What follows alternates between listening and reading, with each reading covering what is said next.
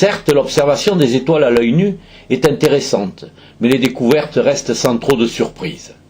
Avec une paire de jumelles, le foisonnement de points lumineux est incroyable. Un télescope et les étoiles visibles se comptent en millions. Une expérience qu'il vous est possible de réaliser en rejoignant les passionnés du club d'astronomie Vega de la Lyre basé à Vert. Le grand télescope de l'observatoire vous y attend.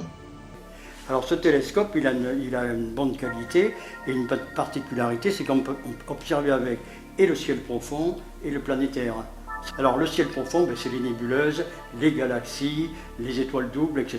Tout ce qui est petit à l'œil, je veux dire, mais très grand dans l'univers, bien sûr. On peut faire du planétaire, c'est-à-dire à part la Lune, on peut faire la Lune avec, mais on fait les planètes Jupiter, Saturne, Mars, etc., qu'on peut observer dans de bonnes conditions avec cet appareil. On n'est pas des chercheurs, bien sûr, on n'a pas tellement les moyens, mais on espère quand même toujours qu'un de nous va peut-être découvrir une comète, car encore les comètes qu'on observe ici, quand il y en a, ça permet de les observer et même d'en découvrir d'autres. Il faut être patient, pas avoir peur de passer les nuits, etc. Voilà. Mais il y en a qui le font. Une association, c'est aussi le partage, et il est indispensable dans une telle activité extrêmement variée. Oui, alors tous les adhérents n'ont pas un instrument, c'est pas une obligation, au contraire, puisqu'ils viennent de là.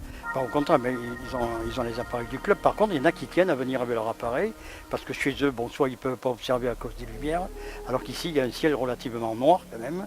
Alors donc ils amènent leur appareil, il y en a qui font de l'astrophotographie, donc ils montent tout leur matériel dans un coin, et ils passent la soirée à faire des photos tranquillement. L'Observatoire de Vert est le seul en entre-deux-mers.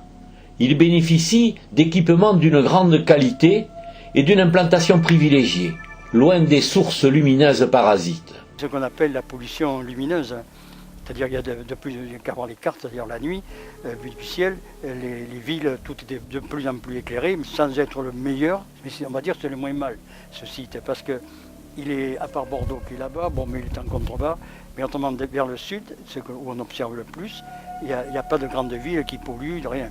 Bon, Libourne est derrière, donc on arrive à voir la Voie lactée ici quand même, alors c'est déjà un petit plus. Par passion ou curiosité, les hommes ont depuis toujours levé les yeux vers le ciel. De nombreuses marques témoignent de leur intérêt pour des phénomènes astro-répétitifs.